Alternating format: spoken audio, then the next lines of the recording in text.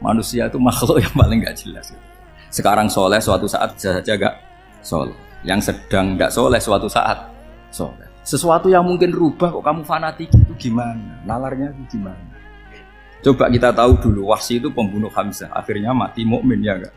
Padahal orang yang sangat dibenci Rasulullah karena membunuh Sayyid siapa? Hamzah. Sa'labah yang tukang itikaf di masjid, akhirnya su'ul. Kita enggak pernah. Lah kalau enggak pernah tahu ya enggak usah terlalu fanatik biasa. Kayak jenengan seneng saya itu ya saya enggak tahu sampai kapan ya. Saya seneng sampean sampai kapan ya.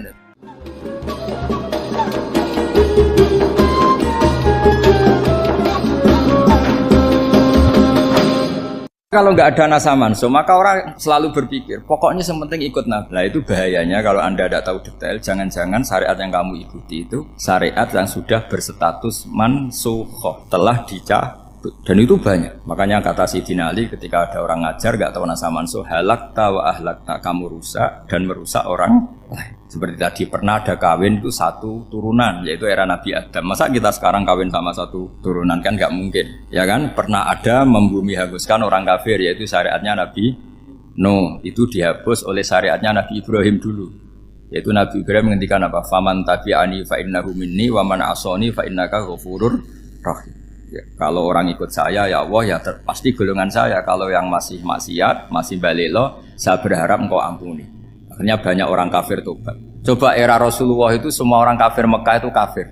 Nabi belum wafat, itu sudah ada 114.000 mukmin semua. Jadi Nabi menangi mayoritas orang menjadi mukmin dari mayoritas kafir. Yaitu disebut wara'aitan nasa yadkhuluna fi dinillahi afwaj. Andai kan Nabi Muhammad pakai syariatnya Nabi Nuh, bisa enggak mengislamkan orang sebanyak itu? Enggak bisa kan? Maka ini penting mengenali nasa mansuh. Jadi periode cara wong Jawa maksud no tuntas. Robila tadar itu, pasot tuntas itu, menghabisi itu habis di periode Nabi siapa? No, syariat itu sudah enggak dipakai lagi. Yang dipakai apa? Faman tabi'ani fa innahu minni wa man asoni fa innaka ghafurur rahim. Lah Nabi Muhammad ini Nabi yang kena khitab anit tabi' millata Ibrahim hanifah. Jadi masternya Nabi Muhammad itu mentornya Nabi Ibrahim. Sehingga syariatnya ya faman tabi'ani fa innahu minni wa man asoni fa innaka ghafurur rahim. Tidak syariat Rabbila tadzar alal ardi minal kafirina daya. Jelas ya. Jadi mengenali nasa mansuh itu penting sekali karena kalau ndak Anda halakta wa ahlakta, kamu merusak diri kamu sendiri juga merusak orang lain karena menfatwakan hukum yang sebetulnya sudah berstatus mansukh. Hanya berdasar itu kan syariatnya nabi-nabi dulu. Syariat yang apa? Syariat yang nggak pernah terhapus hanya satu, usuluddin, yaitu tauhid, itu sama. Tapi kalau syariat itu beda-beda, atau furu'iyah itu beda-beda. Itu tadi saya beri contoh, era Nabi dulu kalau ada pakaian najis dipotong, dibuang. Era Nabi Muhammad dicuci. Orang kafir dihabisi oleh langit. Era Nabi Muhammad nggak boleh, bahkan didoakan Allahumma hdi qaumi fa innahum la ya'lamun. Di Qur'annya apa? Wa in ahadum minal musyrikin astajaraka fa'jirhu hatta yasma'a kalam Allah tsumma ablighu ma'mana. Jadi kalau ada orang kafir enggak boleh main dihabisin, mereka beri peluang untuk mengkaji kitab Allah. Hatta yasma'a kalam Allah. Kalau mereka sudah berpeluang ngaji, harus tsumma ablighu ma'mana, harus dijamin keamanan. Ya, karena apa? Dzalika bi annahum qaumul la ya'lamun. Bagaimanapun mereka memang karena tidak tahu. Nah, kenapa tidak tahu? Enggak. Karena tadi mereka tertutup oleh kultur yang beratus-ratus tahun. Mbah-mbahnya mereka menyembah batu, menyembah berhala. Ya tahunya itu ya Tuhan. Bagaimana Anda bisa menjelaskan sesuatu yang sudah beratus-ratus tahun kan tidak gampang. Maka ada periode dimaklumi, apa? Kalau era sampean kan, mosok waktu disembah saking gobloknya orang, kamu lahir kan sudah nyembah Allah, tidak nyembah batu. Bayangkan kalau kamu jadi mereka, wong perut kamu saja disuruh makan pizza sakit kok, karena saking lamanya makan sambal kan gitu. Kamu bilang perempuan Indonesia saja cantik kok, saking lamanya jadi orang Indonesia. Padahal orang Indonesia tanyakan orang Eropa, cantiknya di mana? Kamu lahir di Afrika, bilang orang Afrika itu cantik, tanyakan orang Eropa, cantiknya di mana, hitam gitu kok. Jadi orang itu pasti terkooptasi oleh sekelilingnya. Orang Afrika akan bilang wanita Afrika itu cantik. Coba tanyakan orang Eropa, cantik apa enggak? Belas. Orang Eropa yang kulitnya gitu kata orang Eropa indah, kata sampean. Koyok anaknya kebo katanya kuda jadi. Jadi orang itu akan terkooptasi oleh sekelilingnya. Bayangkan kalau semua orang nyembah berhala terus kamu ndak, alasan kamu apa? Kan menentang mayoritas. Dan itu berat. Maka dimaklumi oleh Allah, dzalika bi annahum qaumul la ya'lamun fi manah panyeruarah. Nah, pemakluman ini yang mulai sekarang terkikis. Orang main pukul saja enggak mau ngaji. Enggak mau ngaji Quran secara kafah. Jadi fatwanya Islam kafah tapi ngajinya Quran enggak kafah. Ngambil 1-2 potongan ayat dipakai dalil. Jadi Islamnya inginnya kafah tapi ngajinya Quran enggak. Kalau kafah ya hafal 30 juz itu. Kalau mau kafah ya hafal berapa? 30. Makanya saya sering bilang, saya sering dinasihati orang karena belum tahu saya ini hafal Quran. Bapak harusnya Islam itu kafah. Kata saya ya dimulai dari konsep Islam itu kafah dulu, apa ya hafal Quran secara kafah. Jadi ini penting saya utarakan. Bahaya sekali orang mengenali Islam tanpa mengenali nasah mansuh. Karena beberapa syariat Nabi sebelum kita itu berstatus mansuh. Terus contoh berikutnya, ini nasah mansuh antar Nabi apa khusus internal Nabi? Antar Nabi aja nggak selesai ini sampai. Contoh yang paling keren mungkin cowok semua senang. Nabi Dawud dulu istrinya berapa? 99. Nah itu kalau masih halal itu kan berarti jenengan tuh punya istri berapa? Wah itu kan ngeri betul. Punya satu aja repotnya gitu apalagi berapa? Punya 99. Terus kamu bilang gini, ini kan syariatnya Nabi Dawud, Nabi kan bisa diikuti. Pernah ada periode di mana seperti itu boleh. Jadi makanya mau tidak mau ngenali nasah mansuh itu harus. Kalau ndak ya kamu masih berkeyakinan boleh beristri berapa? Nah ini penting saya utarakan. Makanya Sayyidina Ali itu kalau ngetes calon mubalek, kira-kira kalau Kemenak dulu inginnya apa? Sertifikasi apa? Mubalek. Itu tanyanya gitu. Ta'rifun an-nassa wal mansuh, kamu apa tahu nasah mansuh? La. Jawabnya Sayyidina Ali, halak tahu ahlak tahu, kamu orang yang rusak. Karena tadi takutnya ada syariat yang sudah mansukhah dipakai. Itu tadi misalnya kita ini tidak umatnya Nabi Nuh, tapi pakai syariat Robbila tadar alal ardi minal kafirina. Terus ketiga begini, misteri manusia itu. Dan ini kita tidak pernah tahu sampai kiamat, tapi ini ilmu harus kita diskusikan. Misalnya saya ini namanya Bahaudin. Saya sekarang hidup sampai 2019 sekarang. Kan hanya Allah yang tahu berapa turunan saya sampai kiamat dan statusnya kayak apa. Donald Trump juga gitu. Donald Trump itu sekarang kafir, tapi kita tidak pernah tahu nanti turunan keberapa ada yang Muslim. Lah turunan yang calon Muslim ini diletakkan di mana kita tidak tahu. Yang jelas kalau kamu bunuh itu katut itu. Artinya gini, logika membiarkan orang kafir itu ya ada logikanya. Logika membunuh karena mereka mau membunuh kita ya ada logika fikihnya, karena kalau kita ada membunuh dibunuh. Makanya semuanya hukum ini terus bergantung al-hukmu yaduru ma'ilatihi wujudan wadan. Di sini terus dipertemukan. Makanya semua nabi itu kalau yang namanya membunuh pasti pas perang saja, karena ini kondisi yang memang pilihannya hanya dua, kalau nggak dibunuh ya membunuh. Ada duel lah itu. Maka ini butuh kajian fikih dan orang nggak boleh subjektif dalam hal ini. Saya ulang lagi, tidak boleh subjektif. Karena tadi, orang yang kamu katakan sekarang misalnya Zaid, kamu itu bodoh sekali. Kenapa bodoh? Nggak hafal Quran, nggak pernah kuliah, nggak pernah ngaji. Ternyata Zaid ini bersemayam calon anak yang alim alama hafal Quran. Namanya Umar, tapi masih jadi sperma.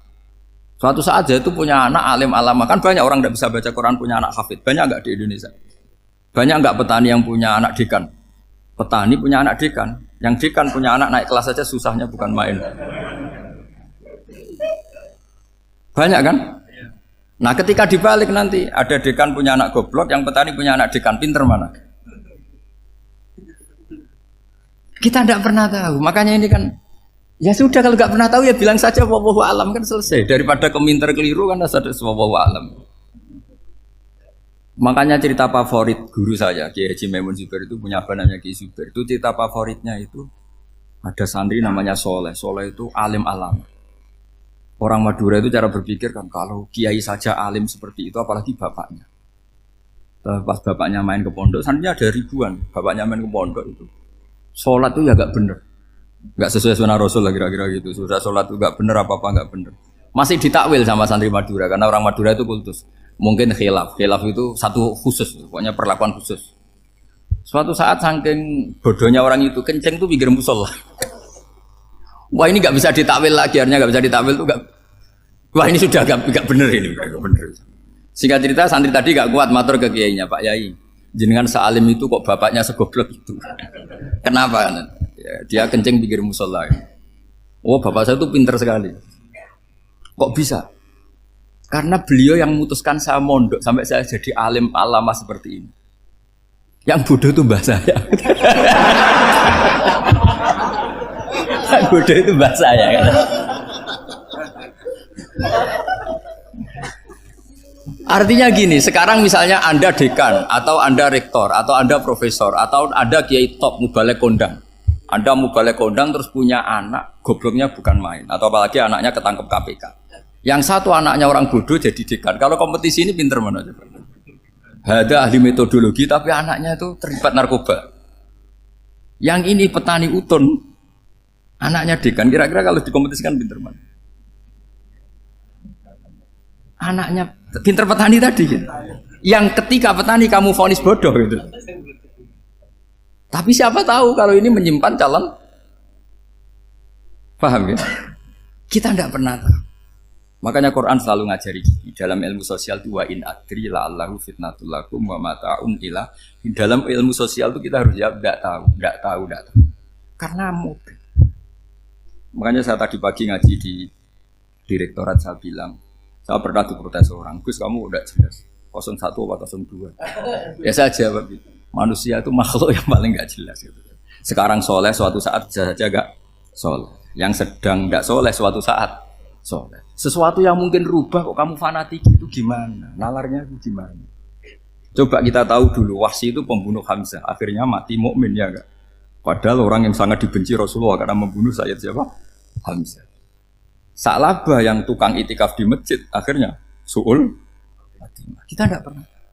Nah kalau enggak pernah tahu ya enggak usah terlalu fanatik biasa saja. Kayak jenengan seneng saya itu ya saya enggak tahu sampai kapan ya. Saya seneng sampean sampai kapan ya enggak tahu. Kayak suami istri itu. Pas nikah harmonis bulan madu sampai kapan bertanya. Yang jelas paling awet itu pasangan jelek itu pasti nggak awet. Makanya jadi guyonan. Pasangan itu jangan baik-baik gak awet. Kalau jelek itu awet. Ternyata maksudnya cantik sama ganteng. Itu suatu saat pasti jadi jelek. Yang jelek sama jelek pasti jelek terus. Makanya jadi guyonan. Kalau pasangan jelek itu awet katanya. Tapi kalau pasangan baik, ternyata baik wajahnya itu pasti gak awet. Suatu saat pasti jelek, tapi yang jelek awet karena mulai dulu ya jelek sampai gitu. Awet jeleknya maksudnya bukan.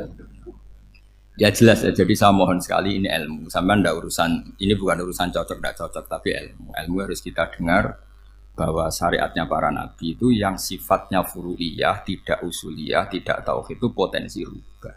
Sehingga mengkaji nasab manusia itu satu keharusan seorang ulama. Makanya setiap ada syariat nabi hal hadis syariah mu'abbadah amla, mansukhoh amla. Karena potensi itu tinggi. Kita tahu dulu semua nabi sholat menghadap apa? Baitul Maqdis. Era Rasulullah dipindah ke Ka'bah. Tapi kalau kamu katakan total Baitul Maqdis ya tidak juga. Nabi Ibrahim mulai dulu madhabnya ke Ka'bah. Tapi kalau Nabi Musa ke Baitul Maqdis. Terus kamu bilang ini 01, 02 ya ada memang syariat jadi sesuatu yang furu'iyah. Nah, kenapa ini furu'iyah? Jawabannya sederhana. Ketika seseorang menghadap Ka'bah itu menghadap batu apa menghadap Allah? Allah. Ketika menghadap Baitul Maqdis hakikatnya menghadap Allah apa menghadap Baitul Maqdis?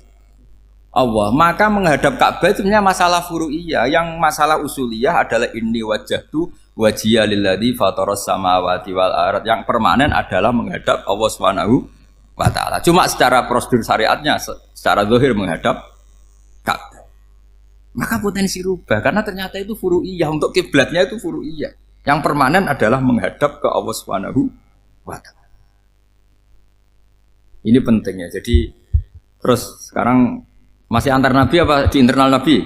Ini sudah mau selesai ini sudah habis ini. Internal. Ini sudah selesai ini sudah pas. Mohon Pak Amir. Wah. Jam sudah Sampai mana tadi? Diteruskan apa enggak? Sudah ya, sudah kayaknya sudah. Biar kelihatan cerdas. Sekali pertemuan sudah pinter gitu. Berapa? Setengah jam sudah pinter gitu. Yang internal Nabi apa antar Nabi? Internal ya, sudah sekarang ke internal. Kalau internal lebih banyak lagi contohnya. Yang masyhur tentu masalah Baitul Maqdis. Dulu Rasulullah pernah sholat menghadap Baitul Maqdis 16 bulan. Berapa? 16 bulan. Kila 17. Pokoknya khilafnya hanya 16 dan 17. Kalau ada bilang 10 bulan berarti gak pernah ngaji. Khilafnya, karena khilafnya itu hanya 17 sama 16. Akhirnya sama Allah diminta disuruh menghadap ke Ka'bah. Saya ulang lagi, itu tetap masalah antar nabi sebetulnya. Begini, makom itu kalau dalam bahasa Arab bukan kuburan. Kalau di Indonesia kan makomnya Sunan Bonang itu kan kuburan. Kalau makom dalam bahasa Arab itu sesuatu yang pernah dipakai singgah, itu namanya apa? Makom. Lalu Rasulullah itu pertama di Medina itu madhep Baitul Maqdis itu 16 bulan.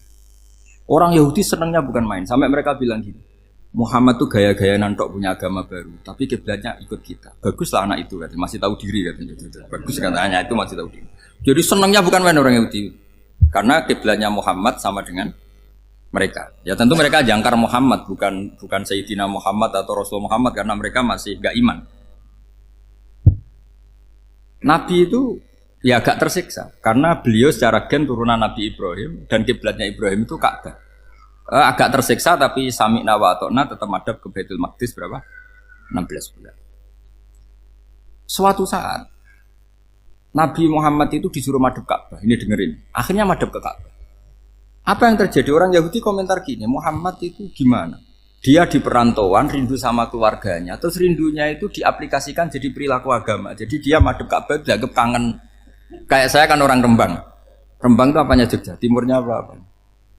Nggak, Jakarta itu mana Jakarta itu? Barat sana ya. Ibaratnya saya orang Jakarta, terus merantau di Jogja. Dulu kiblatnya itu menghadap ke timur, terus ketika madhab ke barat kata sampean, wah itu padune kangen apa? Keluarga. Juga kurang ajar orang Yahudi. Jadi orang Yahudi itu memang paling pinter bully. Makanya kalau sampean tukang bully itu ya agak-agak, ya enggak. Saya tidak ngomong agak ya, pokoknya agak-agak. Ya. Pinter bully orang Yahudi. Makanya nggak ada orang debat sepinter orang Yahudi. Yang bisa ngalahkan hanya Tuhan itu. Orang Yahudi yang bisa ngalahkan hanya Tuhan. Loh Sayyidina Ali tak orang paling terkenal cerdas. Itu kalau sama orang Yahudi itu pusing. Karena ya apa logikanya itu? Saya beri sekian contoh. Ada orang Yahudi tanya gini, Muhammad, kalau kambing mati itu yang bunuh siapa? Ya Allah, mati langsung itu. Agama kamu itu aneh, Mak. Yang langsung sentuhan Allah haram, tapi yang lewat tangan-tangan jahil manusia malah halal. Harusnya itu yang halal kan orisinil langsung Allah yang mundur. Jadi uteknya itu aneh, dari cara berpikir itu aneh. Nah cara sampean ini kan, nak halal pangan kue. Tapi Nabi kan nggak boleh bertutur kata kasar gitu. Kalau yang jadi Nabi saya untalan ngono kan gitu. Tapi Nabi kan nggak boleh kasar. Jadi Nabi itu problem karena nggak boleh apa? Kasar. Kalau kita kan gampang, wis nak halal untalan kan selesai, Pak. Tapi Nabi nggak boleh kasar gitu. Jadi nak jadi nggak Nabi, nggak sampean itu kan enak. Mau keliru ya pantas, mau apa saja pantas. Karena kan nggak panutan. Kalau Nabi nggak bisa. Meluruskan kebenaran itu harus tetap sesuai akhlak. Ya, jadi agak kerepotan. Makanya punya Umar, alhamdulillah ada yang nggak perlu aturan gitu. Jadi enak. Jadi ya itu memang aturannya harus itu. Coba Nabi itu perang tapi nggak boleh bunuh. Kayak apa susahnya? Beliau jadi sasaran tembak tapi nggak boleh bunuh. Kalau sahabat kan enak, duel, relax, santai, bisa tarung. Kalau Nabi nggak boleh. Makanya Nabi meskipun ikut perang terus nggak ada sejarah orang yang dibunuh. Ya, hanya satu peristiwa itu pun dibaca orang kafir, ditangkis Nabi, pedangnya kembali ke dia mati. Tapi nggak ada yang Nabi. Karena Nabi kalau pembunuh nanti itu terus kayak pendekar kan yang susah juga punya Nabi kok. Habis perang saya Nabi tanya, Muhammad habis perang berapa? 1000. Ya repot juga punya Nabi mantan apa? Pembunuh meskipun yang dibunuh orang kafir, tapi kan kayak apa ya? Fitrah manusia itu akan menolak kepemimpinan orang yang gitulah pokoknya nggak bisa diterangkan itu. Makanya Nabi itu nggak pernah bunuh meskipun kayak apa musuhnya tapi nggak pernah bunuh. Untungnya di sekeliling orang-orang yang tadi.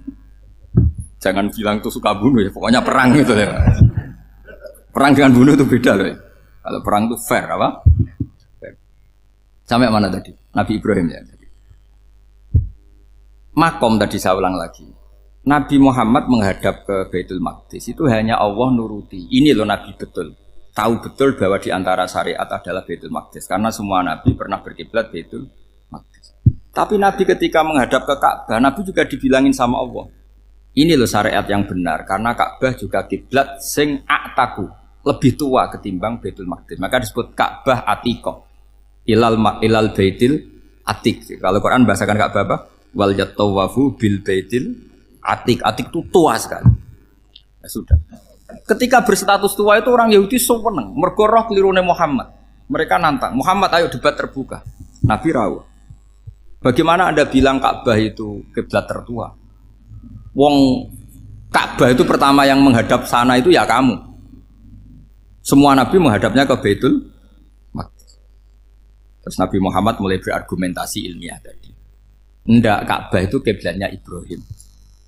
Jadi Ibrahim dulu itu yang mulai dulu kiblatnya itu di Ka'bah. Terus orang itu tanya, buktinya apa? Terus dijawab, fihi ayatum bayinatum maqam Ibrahim. Ternyata di situ ada jejak kakinya Nabi Ibrahim, yaitu batu yang diinjak beliau ketika bangun Ka'bah. Itu argumentasi ilmiah. Lah barang orang Yahudi kehilangan ilmu, itu gobloknya orang Yahudi. Makanya yang bisa mengalahkan Yahudi hanya Allah Subhanahu wa taala. Luang Ibrahim saja golongan kita, pengikut kita. Ibrahim itu pengikut Yahudi. Wah, itu Nabi mulai senyum-senyum, mulai tertawa-tawa. Wah, itu goblok, orang terdidik. Karena itu ibaratnya kayak kamu bilang Soekarno itu pengagum Puan Maharani. Kira-kira seperti itu. Soekarno itu pengikut Puan. Karena Yahuda itu Yahuda bin Yakub bin Ishak bin Ibrahim. Saya ulang lagi ya, nasabnya Yahudi ya Pak. Yahuda bin Yakub bin Ishak bin Ibrahim. Jadi Ibrahim itu mbah keempat dari Yahuda. Tapi karena mereka kalah debat, Ibrahim itu pengikut Yahudi. Itu sama dengan bilang apa? Soekarno itu pengikut Puan Maharani. Itu kan jadi aneh. Atau Gus Dur pengikut Mbak Yeni. Atau Basim Masari pengikut Mbak Yeni. Itu kan aneh. Wah, akhirnya sama Allah diingatkan. Makanya ada ayat ha antum haula hajatum fi malakum bi ilm falimatu hajuna fi ma laysa lakum bi ilm. Perjanjian debat ini semuanya harus ilmiah. Tapi kenapa perdebatan Anda malah ndak ilmiah? Akhirnya orang Yahudi iftadohu, malu semua. Wah, semuanya Muhammad itu satu-satunya kekalahan orang Yahudi. Tapi ayat-ayat seperti ini itu enggak populer. Ayat ha antum haula hajastum fi malakum bi ilm falimatu hajuna fi ma laysa lakum bi. Jadi Islam betapa hebatnya Islam. Kalau debat harus ilmiah. Dan Kanjeng Nabi menantang, ini perjanjian kita debat ini ilmiah. Kenapa sekarang jadi tidak ilmiah? Yaitu kamu mengatakan Ibrahim itu pengikut Yahudi, padahal Ibrahim dengan Yahudi itu dulu Ibrahim. Kan ya semat kalah, man. Tapi tetap ra Islam. Tapi nah, makanya terus Ka'bah dibuktikan ketuaannya lewat apa? Fihi ayatum bayinatum maqamu Ibrahim. Itu bukan makom kuburan. Karena makamnya Nabi Ibrahim tetap Hebron, tembuhne Palestina. Kira-kira itu Palestina. Jare Israel yo ning Israel, mbok lah menang di. Jare ning Israel yo ning Israel, jare Palestina ning. Saya pernah ziarah ke sana di Hebron. Di makamnya Nabi siapa? Ibrahim. Jadi jelas ya. Jadi nasa mansuh itu ketentuan yang dikehendaki Allah Subhanahu wa taala untuk menguji loyalitas manusia, menanggalkan semua akalnya. Makanya saya mohon sekali siapapun yang ngaji saya dimanapun, sekali-kali manusia itu harus menanggalkan akalnya. Sekali Anda pakai akal, maka Anda akan ingkar dengan nasa mansuh. Nasa mansuh itu hukum yang direvisi, yang dibatalkan. Makanya orang Yahudi lagi-lagi pinternya orang Yahudi. Merovokasi orang-orang yang Islamnya belum kuat, diprovokasi gini. Ungzuru ila Muhammadin tahayyara fi din yukhillu yauman wa yuharrimu ukhra. Lihat itu Muhammad, dia kebingungan cara beragama. Kadang bilang A, besok bilang B. Jadi nasa mansub dianggap satu bentuk kebingungan. Kayak kurang ajar tapi. Wah, akhirnya sebagian orang yang murtad. Makanya nasa mansub itu satu peristiwa yang menjadikan banyak orang murtad. Karena diprovokasi orang Yahudi bahwa itu bentuk kebingungan Muhammad. Akhirnya terus saya qulu sufaha minan nasi ma wallahum angqiblati mulati kanu aliyah. Nah, kelirunya orang Yahudi adalah ternyata nasa mansuh yang dipilih Rasulullah itu semuanya ada di Taurat dan Injil.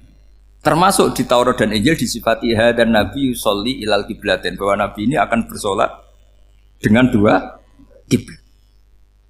Makanya tetap ditantang. Kul fa'tu bittaurati fatluha in kuntum shadiqin. Kalau kamu tidak percaya bahwa saya ini orisinil, ayo bareng-bareng mengkaji Taurat. Tapi mereka tidak siap mengkaji Taurat.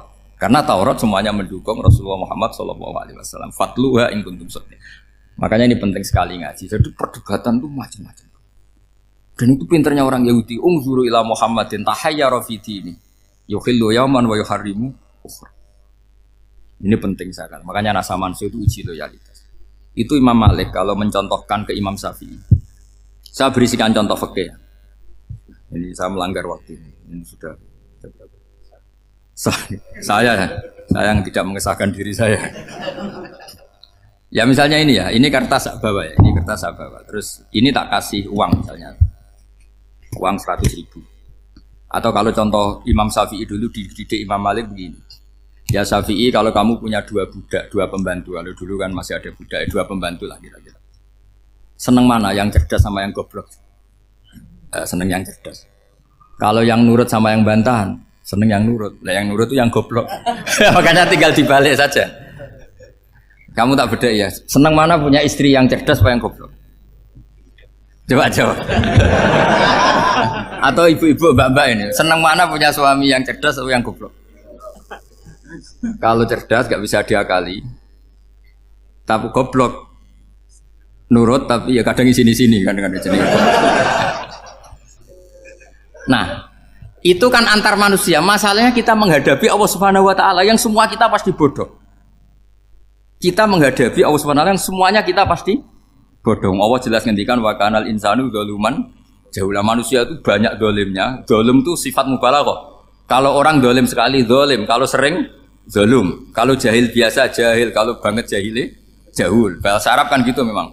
Ghafir, pengampun biasa. Kalau ghafur selalu mengampuni. Syakir, makanya sifatnya Allah Ta'ala ikut wazan fa'ul semua. Ghafur, syakur. Atau diikutkan wazan fa'al.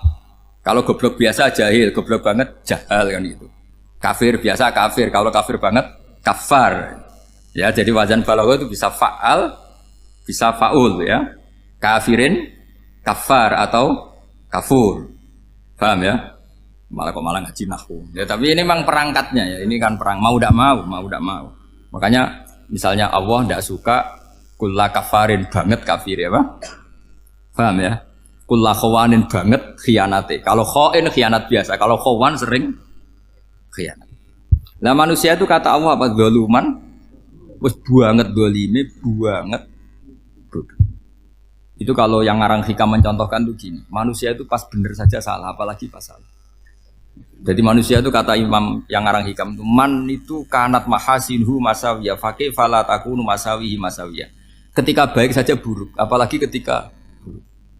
Coba kalau ada orang dermawan sama teman-temannya, tanyakan istrinya, duit dihambur-hambur, disekno konco ngalono bojo. Mesti gitu. Teman yang sering silaturahim ke teman-temannya, kata temannya baik, senang silaturahim. Tanyakan istrinya, oh meninggali wong. Jadi manusia pas baik saja ada buruknya. Apalagi pas buruk. Makanya dulu bapak saya ngajarin saya, istiqomah ya apik ya. Tapi kadang-kadang nak keterusan itu ora istiqomah ngangkangi. Orang dia tidak punya kesempatan. Misalnya ada imam masjid, imami terus sampai tua, sampai mau mati. Itu istiqomah apa tidak memberi peluang yang lain? Tidak jawab aja. Jadi itu manusia, jadi pas baik saja buruk, apalagi pas buruk. Kayak saya gini di sini ngajar baik, tapi saya ada sopannya harus di atas. Padahal banyak orang sepuh, ada Pak On, ada beberapa yang kan terpaksa nggak sopan. Tapi sampean yang nyuruh, berarti sampean yang dosa. Kemarin saya minta di bawah supaya ganjaran saya utuh, ini gara-gara begini ganjaran saya ini agak terkredit terdebat itu karena itu. Saya teruskan. Jadi manusia itu punya sisi itu karena manusia itu dzalum dan jahul. Wa kanal insanu dzaluman. Problemnya ini ngadepi Allah yang selalu pinter, yang kita selalu bodoh. Misalnya gini, kamu ditanya Allah. Ini contohnya Imam Malik. Ikla hadi sokhroh fa inna tahtaha dhahaban. Coba bongkahan batu itu kamu angkat, di bawahnya ada emas. Lalu budak yang pinter berlogika, oh disuruh buka itu karena ada emas toh. Berlogika. Kalau budak yang goblok enggak, ya disuruh ya diangkat saja. Ada emas apa enggak karena perintah ya diangkat. Yang satu nurut karena perintah, yang satu nurut karena ada emas, ada sesuatu. Logikanya suatu saat Tuhan tuh hanya bilang gini tok, ikhla hadis sokhroh, batu itu angkat. Yang nurut yang goblok permanen tadi kan langsung angkat. Yang pinter, ini ada apa lagi Gusti kok harus diangkat? Ya gak ada apa-apa, nyuruh saja kata Allah gitu. Wah tidak bisa, sesuatu harus ada alasannya. Itu kira-kira mangkel loh enggak? Oh mangkel. Nah, logikanya manusia seperti itu. Makanya dua murid pinter, di rakyat pinter, presiden ya susah mesti demo. Goblok ya susah di sini uang. Ini kan nggak ada pilihan. Memang manusia itu nggak ada pilihan. Nah sekarang masalahnya gini di fikih ini, saya kembali lagi ke fikih. Pertanyaannya secara fikih begini, misalnya iddah. Iddah itu seorang perempuan ditinggal mati suaminya atau ditinggal atau cerai. Itu kan ada namanya apa? Iddah. Iddah itu memastikan apa tujuannya? Memastikan rahim itu steril dari mani atau sperma zaut awal. Supaya nanti kalau dinikah orang lain tidak terjadi ikhtilatul nasab. Oke, berarti iddah kita beri argumentasi secara ilmiah li baro'atir rohmi. Jadi misalnya Zaid menceraikan istrinya Sri dalam keadaan masih bisa haid. Iddahnya 3 kali masa suci. Wal mutallaqatu yatarabbasna bi anfusina salasata quru. Lalu karena secara teori medis kalau haid berarti bukti tidak hamil. Apalagi kalau haidnya terulang-ulang sampai 3 kali pasti tidak hamil. Sehingga kalau nanti dinikahi orang lain pasti kalau ada anak ya anaknya zaud sani atau zaud kedua. Berarti alasan iddah li baro'atir rohmi. Oke, kita sok pinter, sok bijak. Pertanyaannya adalah sekarang sudah baru 1 bulan suaminya di Malaysia nggak pernah ngumpuli, dicek di medis juga berbukti tidak hamil. Apakah boleh tanpa iddah? Semua ulama mengatakan tidak boleh. Tapi ini kan rahimnya jelas bersih. Ya karena iddah itu nuruti perintah pangeran, pokoknya tetap iddah. 3 kali masa suci, 3 kali masa suci atau masa haid, itu ada perdebatan ulama. Tapi kan ini terbukti bersih Gus. Meskipun terbukti bersih, kata Allah harus iddah 3 bulan atau berapa? Kira-kira 3 bulan, 4 bulan ya tetap harus iddah. Kowe milih mana? Sok pinter, Gusti. Berhubung ini, pangeran buat terang gitu. Berhubung. Jadi Tuhan apa bawa waris? Berhubung Gusti. Ini jelas steril dari sperma zaut awal. Enggak usah iddah Gusti. Sama aja kamu disuruh majikan kamu ikhla hadis sakhra. Berhubung enggak ada apa-apa, enggak usah ya. Kira-kira mangkel nondak budak yang seperti itu. Mangkel. Maka dibutuhkan kebodohan dalam beragama. Betul itu memang. Makanya Nabi itu unik. Pernah bilang itu gini. Aksaru ahlil jannah al-bulhu. Aki-aki penduduk swarga itu al-bulhu. Wong goblok-goblok. Maksudnya goblok yang jenis ini. Bukan goblok betulan. Maksudnya goblok jenis ini itu ya tetap pinter. Tapi pinternya dibuang. Pura-pura goblok demi samina. Nah, jadi saya misalnya kok pinter. Pinter dan goblok tadi. Sekaligus. Pinter dan goblok. Ya baha ikhla hadis sokhra fa inna tahta hadaban. Tak angkat karena saya tahu di bawah ada emas. Tapi di hati saya sajane ya mergo perintah. Suatu saat kalau disuruh Allah ikhla hadis sokhra, perintah ya tak angkat ya sudah. Jadi ya pinter ya goblok. Saya tahu namanya perintahnya Allah pasti ada hikmahnya. Hikmahnya iddah adalah li baro'atir rohmi. Tapi hikmahnya jadi kawula adalah nurut perintah Allah, cek tahu alasannya maupun tidak. Lah di sini ada illatul hukmi untuk membangun kecerdasan, tapi ada loyalitas untuk membangun ubudi. Ya, bahwa kita ini kawula roh tetap loyal. Makanya tadi pagi saya cerita Sayyidina Umar. Sayyidina Umar kayak apa cerdasnya? Tapi tetap ubudi ya. Yaitu Rasulullah SAW sering dibully orang kafir. Muhammad tuh gaya-gaya nantok. Wong ora oleh nyembah berhala, ora oleh nyembah watu, jebule ini nyembah Hajar Aswad. Karena dilihat dari jauh kan tetap nyium Hajar Aswad. Coba kalau kamu lihat dari jauh, kamu sujud dari jauh kan kayak sujud sama batu. Makanya Sayyidina Umar karena orang kafir masih cara berpikir gitu, tiap nyium Hajar Aswad itu komentar gedumel. Alim tu annaka hajarun la tadurru wa la tanfa. Walau la anni ra'aitu Rasulullah qabbalaka ma qabbal. Aku roh nak watu, raman doroti, raman fati. Kalau saja saya tidak melihat Nabi nyium kamu, saya tidak sudi nyium kamu. Jadi tidak berdoa, doa mustajab itu tidak gerutu. Karena apa? Umar tahu ini masalah secara tauhid. Kalau saya doa depan Hajar Aswad nanti dikira syirik karena berdoa di depan batu. Tapi kalau saya tidak nyium, nyulayani sunnah Rasul, yaitu nyium Hajar, wis tengah-tengah nyium sambil gerutu, itu sudah kompromi. Ya nyium tapi gerutu. Kayak apa? Makanya ya cerdas tapi ya goblok tadi ya cerdas. Itu uniknya Rasulullah. Jadi muji orang pintar ya sudah langit. Tapi Nabi pernah dalam satu hadis mengatakan aksaru ahlil jannah al-bulbu. Aki-aki penduduk swarga itu orang bodoh. Artinya orang bodoh itu bukan bodoh betulan. Kan? Dia meninggalkan akalnya demi loyalitas ubudi. Untuk menutup itu bukti begini. Perang Badar itu perang yang nggak mungkin dimenangkan umat Islam karena orang kafir itu 1000 dengan pasukan full dengan peralatan perang full. Rasulullah itu tahun kedua Hijriah itu pasukannya hanya 313. Itu pun pedang itu untuk orang 5 itu hanya ada pedang 1. Jadi kalau mau dibaca orang sih kang nyileh pedangnya aku. Itu kan nggak kebayang perang dalam keadaan seperti itu. Jadi mesti kalah, orang kok mungkin kalah mesti. Tapi Nabi tetap bilang saya ini disuruh Allah perang ya harus berangkat. Yaitu perang Badar. Kata para sahabat ya Rasulullah ini nggak masuk akal sudah nggak usah perang ini nggak masuk akal mau setor nyawa. Sudah gitu dadaan, nggak ada persiapan. Lucunya apa? Sahabat itu ketika Nabi tetap berangkat. La akhrujanna walau waqti. Nabi menginginkan saya tetap berangkat meskipun sendi. Setelah Nabi berangkat sekian meter, tuh sahabat ikut semua. Kata Nabi, lah kamu kok ikut? Ya ikut saja. Kata kamu mesti kalah. Ya anggap saja setor nyawa. Demi loyalitas pada jenengan. Itu makanya nggak ada periode sebaik periode sahabat. Tapi yang gerutunya jalan. Karena gerutu ini bawaan ilmiah. Makanya kita loyal sama presiden. Tapi yang nggak cocok ya gerutunya jalan. Tapi bawaan mencintai Indonesia tetap jaga stabilitas. Itu bawaan cinta Indonesia, bukan cinta pejabatnya kadang. Gerutunya jalan. Tapi bawaan loyal sama Indonesia tetap mengaku. Bawaan loyal sama Rasulullah tetap ikut perang. Bawaan akal karena nggak masuk akal ya gerutu. Dan itu uniknya Quran itu mengapresiasi itu dan dianggap gak masalah. Saya bacakan ayatnya.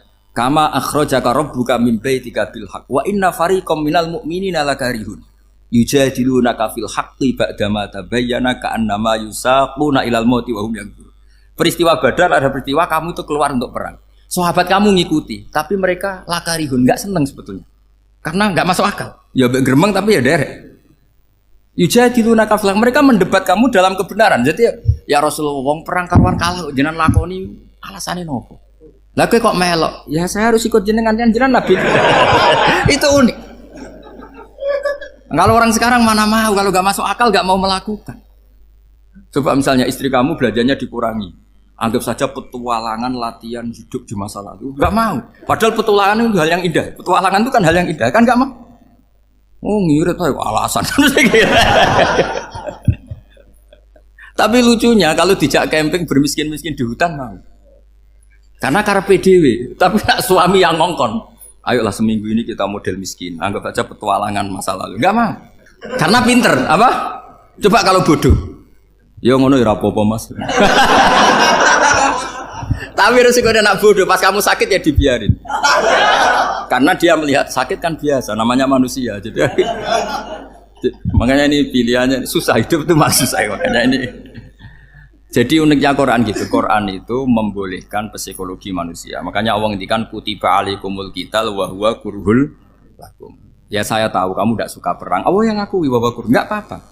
Tapi ketidaksenangan kita harus dilawan demi mengikuti Allah dan misalnya perempuan Allah juga gitu wa ashiruhunna bil ma'ruf. Gauli istri kamu muamalah secara baik. Kata Allah fa in karihtumuhunna fa asa an takrahu syai'a wa ja'alallahu fi khairan katsira. Mungkin ada watak yang kamu tidak suka, tapi di situ ada kebaikan. Allah ngaku yang namanya suami mesti ada watak yang enggak suka dari istrinya. Juga sebaliknya lebih banyak lagi yang suami istri kamu enggak suka watak kamu. Juga enggak suka hidung kamu, wajah kamu banyak lah enggak disuka. Tapi demi kestabilan negara suami istri ini mereka loyal, justru itu bagus. Maka jagalah ilmu, juga jagalah loyalitas. Itu yang perlu saya utarakan. Jadi makanya agama ini dibangun dua. Satu kecerdasan hikmah, yaitu ya al-hukmu yaduru ma'ilati wujudan wa adaman. Tapi juga ada ubudiyah, bahwa agama ini milik Allah. Maka sami'na wa ata'na. Karena begini logikanya, saya ulang lagi masalah batu. Ikla hadis sokhro fa inna tahta adaba. Terus saya angkat, pembantu saya ngangkat. Dia saya gaji atas nama apa? Nurut kan? Atas nama menemukan emas apa atas nama nurut? Nurut karena emas itu juga penemuan saya, milik saya. Ngangkat batu yang nggak ada emasnya juga atas nama nurut. Jadi rapot yang saya berikan ke pembantu saya itu tentang nurut dan tidak nurut. Saya kan tidak peduli dengan cerdas dan tidak cerdas. Itu kan tidak sesuatu yang menguntungkan saya. Nah Allah juga gitu. Kecerdasan kamu, pinter kamu itu tidak menguntungkan Allah Subhanahu wa Ta'ala. Karena Allah itu tidak butuh pinter kamu, cerdas kamu. Allah hanya butuh mental ubudiyah kamu. Makanya Allah mensifati nabinya hanya subhanalladzi asra bi abdihi. Karena status tertinggi manusia adalah sifat kehambaan. Makanya ya Tuhan nafsul mutmainnah irji'i ila rabbiki radhiyatam mardiyah fadkhuli fi ibadi. Berstatuslah sebagai hamba baru wadkhuli jannah. Nah kalau kamu berstatus hamba ya harus baik, gak usah kalian bantah. Coba kalau kamu rasional, ya Allah kenapa bikin surga nanti-nanti? Engkau kan bikin sekarang, ngapain repot-repot nanti? Jadi kacau semua agama. Makanya yang perlu didahulukan adalah status ya Tuhan nafsul mutmainnah irji'i ila rabbiki radhiyatam mardiyah fadkhuli fi ibadi. Masuklah berstatus sebagai hamba saya. Khasnya hamba tadi, ya cerdas karena semua yang diperintahkan Allah pasti ada hikmahnya. Tapi kecerdasan ini kadang kita tinggalkan demi loyalitas ubudiyah. Assalamualaikum warahmatullahi wabarakatuh.